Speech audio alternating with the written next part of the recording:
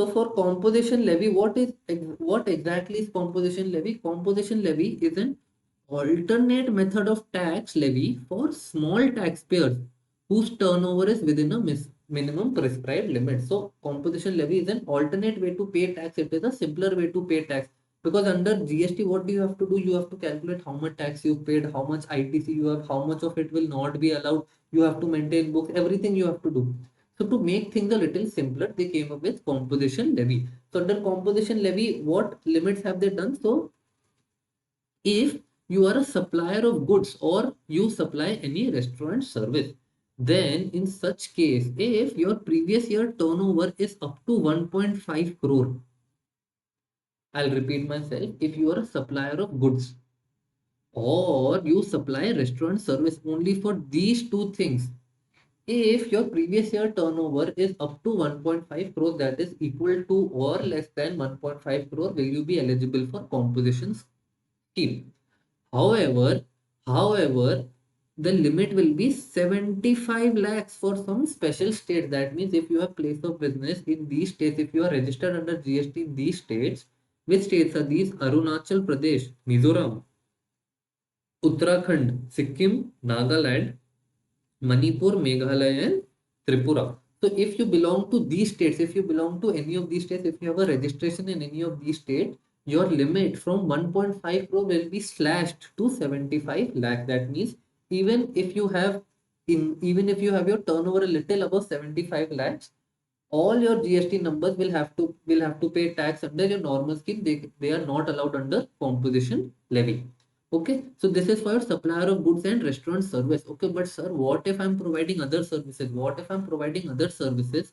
Then in such case, you have to pay tax at the rate of 6%. And you will be eligible for this only if your previous year turnover is up to 50 lakhs. Clear? So got it. So basically there are limits. It's either 1.5 crore or 75 lakhs. It's one of them depending on the state. And for your other services, it is your amount is 50 lakhs. That is your previous year turnover should be up to or maximum 50 lakhs. Only then can you come under composition levy and pay a tax of 6%. Okay. Now, one point you have to remember that some people are not eligible under composition levy, irrespective of turnover. Even if they are within my threshold, they will not be allowed under this scheme. Now, which are these people?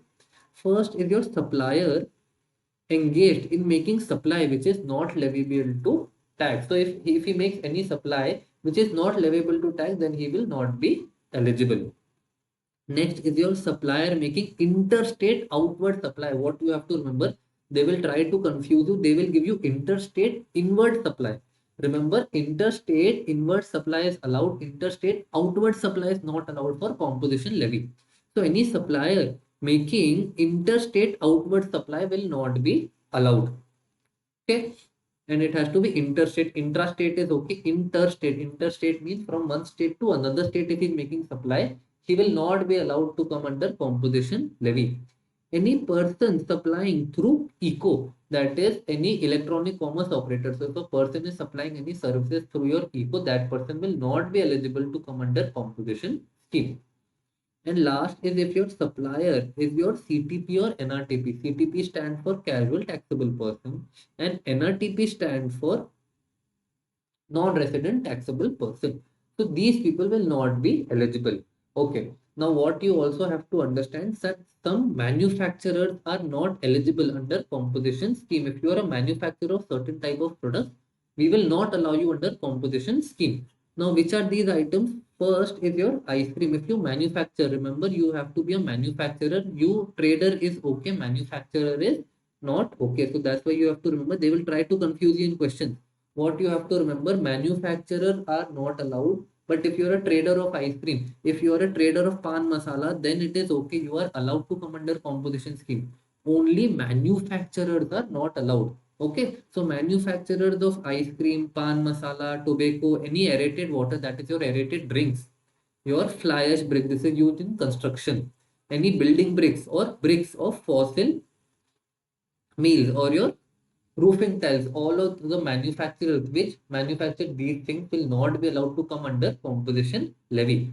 So points to notice, he can receive interstate supply of goods, there is no restriction on receiving. There is a restriction on outgoing, that is, he cannot make any outward interstate supply.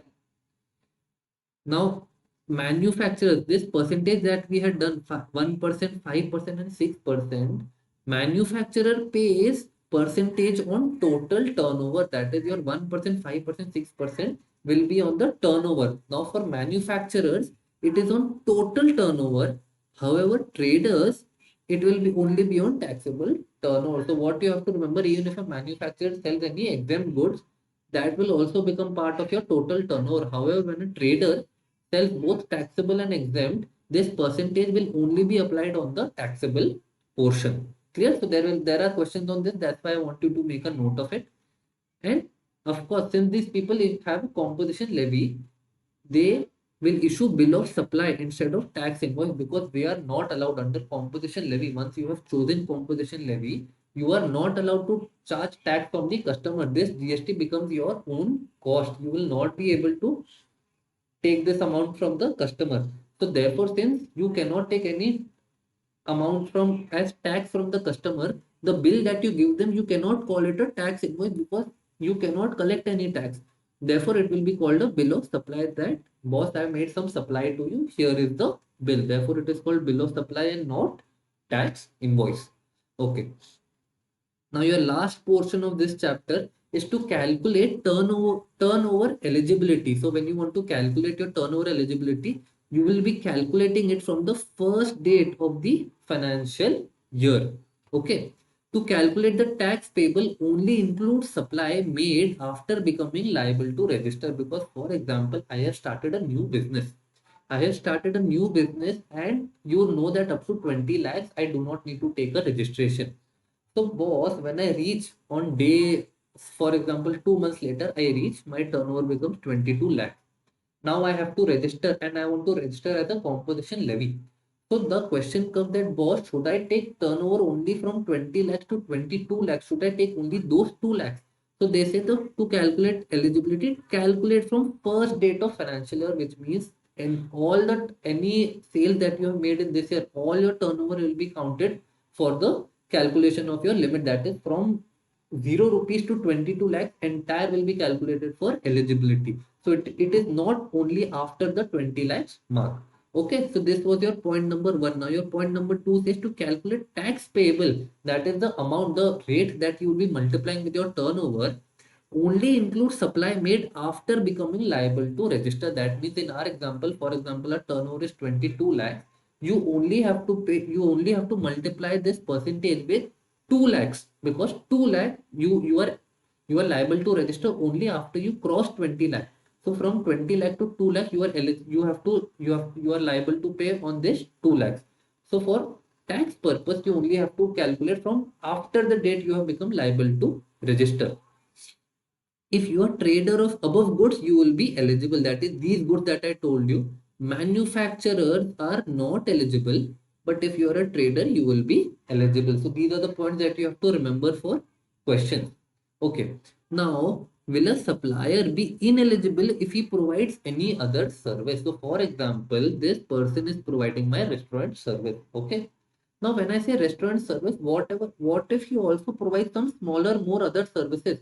Does this mean that he will not be allowed to come under the restaurant service? So they've given a limit. Ki, boss, you provide restaurant service, you provide other service also, but these other services should be a very small part of your business. So they've put some limits that the value of such service shall not be more than value of such service shall not be more than. Or if you are a supplier of goods and you are also giving any other services, does this mean that I'm not a supplier of goods? So they've tried to put a restriction on that, that your value of other service shall be maximum 5 lakhs or 10% of turnover of previous year, whichever is higher. That is your 5 lakhs or 10% of turnover of previous year, whichever is higher.